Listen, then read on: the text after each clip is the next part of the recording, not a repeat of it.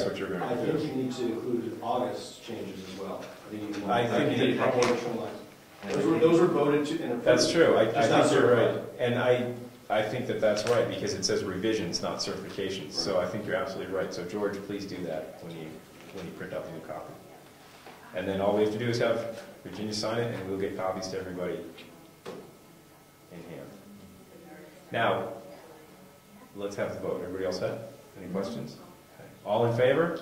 Aye. All opposed? Any abstentions? Okay, the motion passed unanimously, and we have it on videotape. Stick the video in the paper document. I don't think you need the motion, but that's okay. Better to be careful, that's all. Better to be careful. Better to have it and not need it. Okay, so now that we have a certified copy, let's immediately change it. Now, it's pretty clear that what we've just gone over, now that we have a new certified copy, everybody has to have this in hand before we can do before we anything can else. make any changes. So, and have the changes in hand. what I'm going to do is I'm going to ask George to print out certified copy. Yes, George. I'm really sorry again. Yes, sir. Do we have anybody who's second the motion? Yes, I seconded it. Okay. You made the motion, he seconded it. Okay, thank you. Did I make the motion first? Yes, he did, but I'll put on Jim. But I seconded Ed's motion. Oh, but you exerted it. So I assume that so there's. Here's how we're going to handle it. I'm going to, once we get Virginia to sign it, we'll photocopy it with all the copies for everybody, and I will personally drive to your house and drop it off, wherever the hell you live. If you live on the moon, I'm going to drive there and give it to you in hand. Fortunately, I know where most of you live. Yes, Ed? That's really not necessary at this point, What's that? because it's only having it in hand. The amended copies, we can make the amendments, we just can't vote on them until 1 week after we made them. We can do the work, make it, distribute it. 1 week after the work has been done, then we can vote on it. We don't need to have it in hand 1 week before we work on it. Well, I wanted to have it in everybody's hand as soon as possible so that we can actually vote on the amendments at the next meeting. That's what I'm saying. Let's Right. make them. Let's change it now as a working document. Distribute the changes. Next meeting we can vote on it. My reading of it was that hold on a second.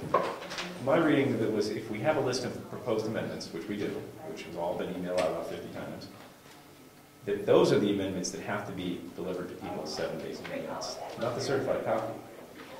Okay. I guess I'm not conveying myself. Okay. So I'll just be quiet. Rob? Okay, so I'm not trying to be a pain. I'm really trying to understand the document. Okay, so the rules of procedure that I've got in hand, the first 16 of 16 pages, say at the bottom, amended September 13, 2010. Right. The last thing on page 16 is appendices. It's a list of application forms. Sure. And then my binder goes and proceeds to have those appendices in there next. So the next page after page 16 of 16. So first of all, I asked the question, should the numbering go all the way through the appendices? I think that a normal person probably would say yes, if they're part of the document. I understand that may be extremely painful. George is crying over here. But I mean, so normally your appendices would be part of the document numbering. So leaving that issue aside. But if you go and look at the appendices, I turn the page, and at the bottom it says revised 6908. Right. And the reason why that is, and the next page says revised 5/11/09. So we've got dates all over the place. Right, and there's a reason for that. Is that those documents that are attached as appendices are separate documents. They're not part of the rules of procedure. They're appendices to the document. And because we adopted the comprehensive application packet, these were some of the changes we were going to discuss about amending this document in its entirety. So for example, Appendix B is titled Comprehensive Application Form. And you'll note that it starts page 1 and it goes through page, I think there's even like a page 7A if I recall. 7A, 8, actually 7A, 8, 8A, I mean, all the way up to page 11. So when this document was attached as an appendices, it was considered a separate document, 11 pages long, that is an appendix. So yes, I see your point about numbering it as if it were a book from 1 to whatever. But when it was originally done, it was done that way, and the revision dates on the appendices, like the comprehensive application form, are separate from the rules of procedure. Because as the application changes, they're sort of apples and oranges. That's the way it was put together. So does the application form, is that part of the certification, is that part of our rules of procedure? Is that part of the certified by Virginia based on what you're going to do? These are, the Rules of Procedure Committee ran across all this, and this is something we haven't tackled when the long list of changes is, these, when you logically think it through, you stumble over this problem. That the Rules of Procedure are the first 16 pages, and that makes sense. It's plain as day. But when you start looking at these appendices, they don't necessarily describe what they're supposed to. They're in the wrong place, and they were attached to this document so they could not easily be changed or lost. And it was a nice idea at the time, but now that we're 2 years into this, it's not working. And we learned that through the Moose Mountain process. And this needs to be radically changed to fit the way things need to work. So how it is used, thank you. And that was what the subcommittee came up with as part of its work. And so we noticed what you're mentioning at this point, and we do agree with you. It's confusing. So did Appendix A and Appendix B and so on, did those get changed? None of them have been... I understand they're not changes, they weren't Right. specifically amended, but are those included in what's getting certified? This whole document gets certified. These are appendices, so they get certified with it and they go to the clerk.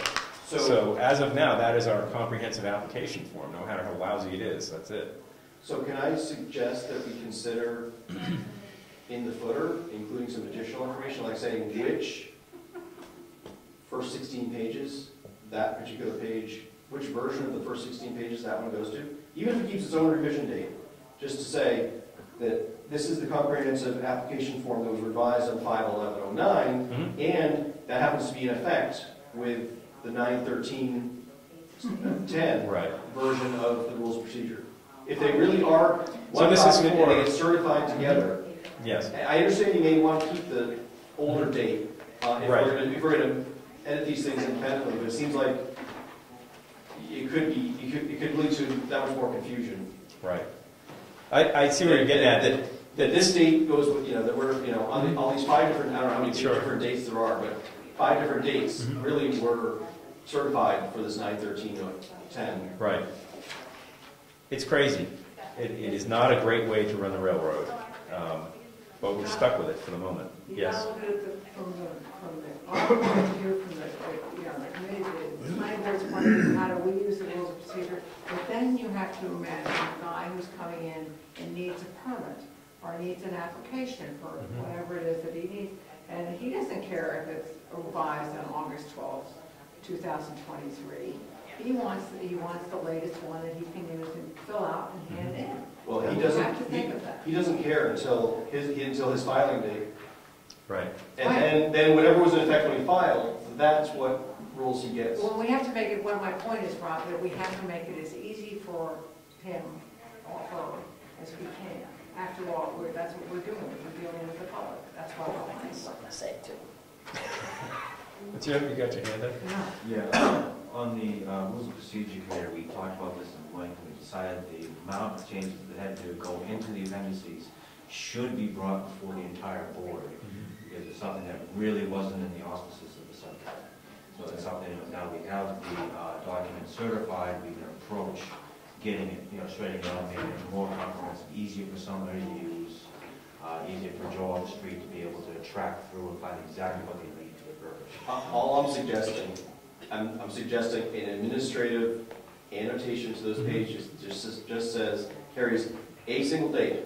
There may be other dates on these pages, but a single date all the way through. So there's no question of whether my Appendix A flow sheet is you know, the active one, right? I mean, you simply want to make it easy for people, but they've got 5 different, they're gonna have documents with their Oh, I know. revised 5 I different dates. know. How do they even know it's the most recent? But there was such change needed to it that we had it before the entire. I'm not saying change any of the content, I'm just saying, You're suggesting add a date so that everything ties together, so there's no confusion as does this thing go to this. Are we gonna do that yes. when we But- get into this? I think that is the or- appropriate time. Or on page 16 of 16, where there's a list of the A through R appendices, you could just put what oddball date is associated with each one of those, so that we know, just to tie it together, right? You know, like the flow sheet is 6908, I think, right? That's Appendix A, right? Just put 6908 on page 16 of 16, right, on that row, or something, right, that ties it together.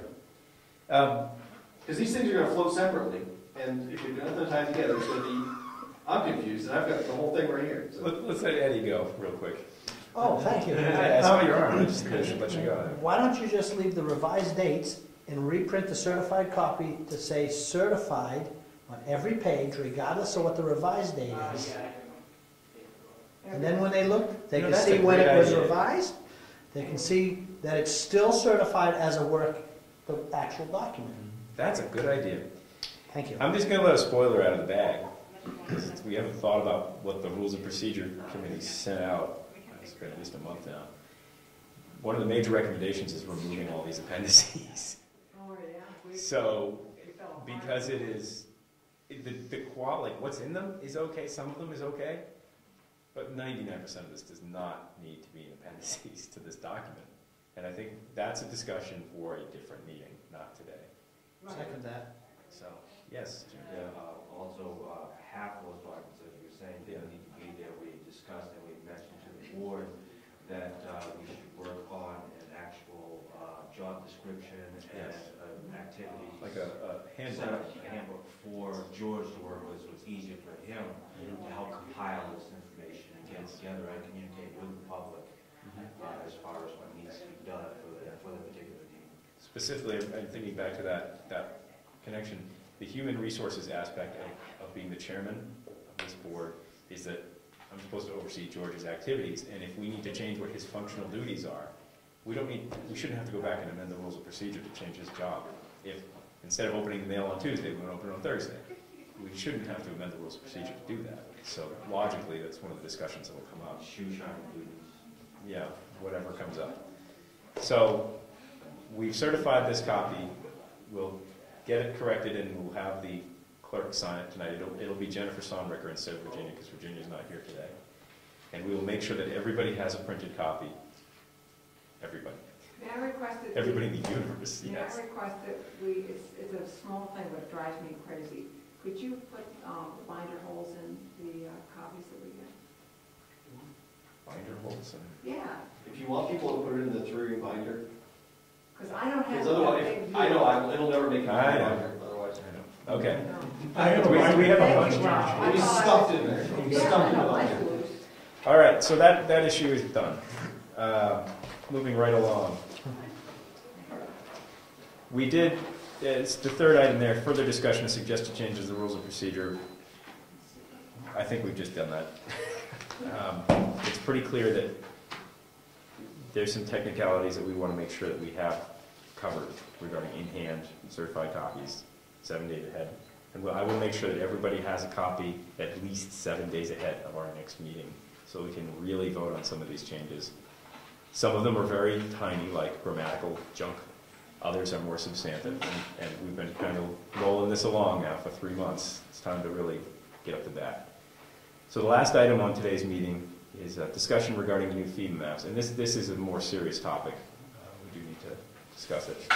So at the last meeting, you'll all recall, we got this nice giganto package from Department of Homeland Security, which now is the mothership for FEMA. What was included was a roll of maps, several binders of studies. These are, I looked at this one, this is flow rates and flooding information on all the different major water bodies within the county. This one was insurance study, and I found our page, I'll mention what's on it. Here's an electronic copy of the, this is all the proposed, these are not final documents. The process, I should say preliminary, excuse me, down here, we received the letter.